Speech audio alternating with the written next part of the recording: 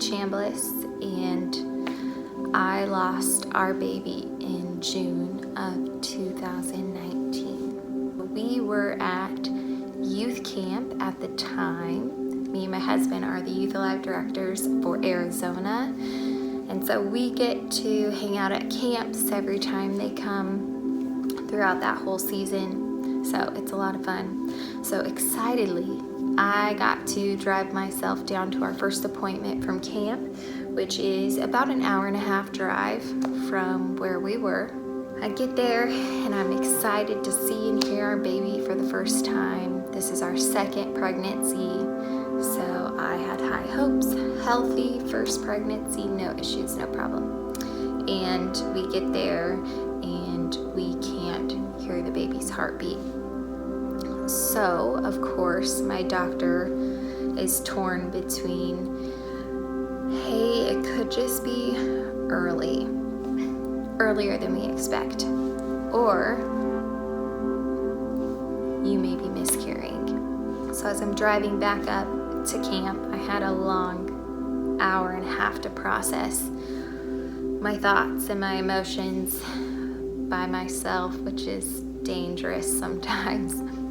But I was just torn between my feelings and my thoughts of, on this hand, we serve a God of miracles, and we're gonna give birth to a healthy full-term baby.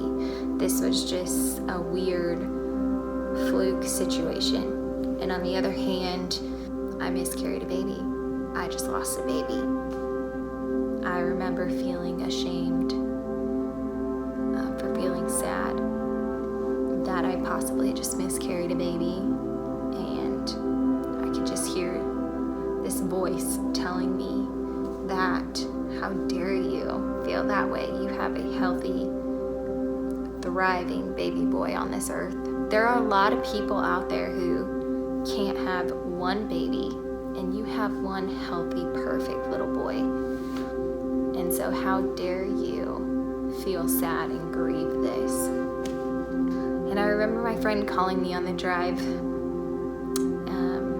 The Lord knew I needed it, but she just validated me, validated my feelings, validated my situation, spoke truth and life over me in that moment. It's exactly what I needed for that time. Long story short, they thought I passed the baby. I did not pass the baby. So almost a month later, I had to then take the pill route of passing the baby, which did work.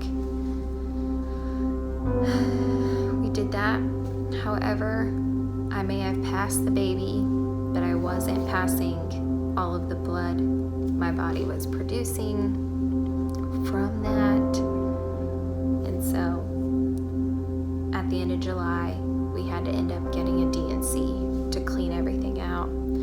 So my body was starting to reject it and get an infection. It was just such a long, drawn-out process, which my doctor kept saying, this is not ideal. This is not how this normally works. But I truly do feel like it was, for me personally, it was a blessing in disguise. I was able to sit in youth camps surrounded by spiritual, godly people and leaders who could surround us and love on us and pray with us. And I didn't just go into a doctor's office and the next day pass a baby and then it's just done and over with. I think to me, that would have been more traumatic for me to just be like, I thought this was happening for weeks, and then all of a sudden it's not, it's gone. For me, I had the opportunity to walk through it and process it and grieve in that, in just a different way. And I think for me, it was probably the best way. So after everything, I feel God was really speaking to me.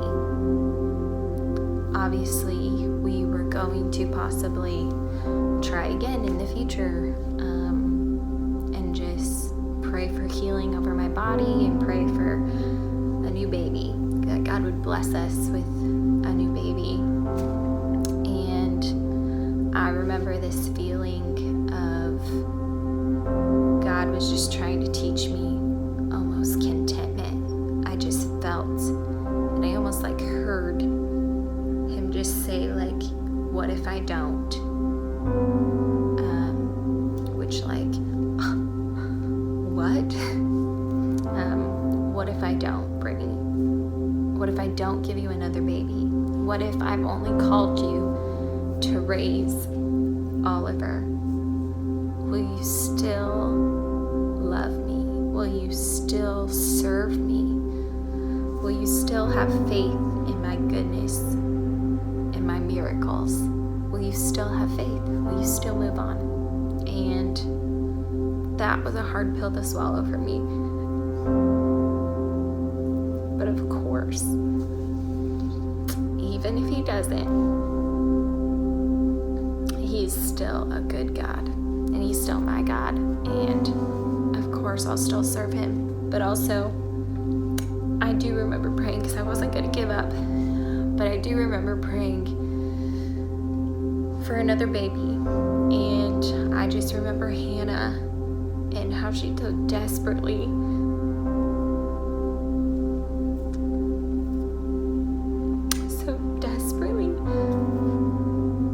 prayed for God to open her womb. Just give me a baby. God opened my womb, and he had it closed for so long. And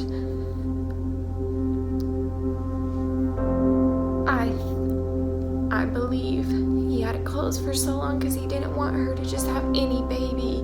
He wanted her to have Samuel.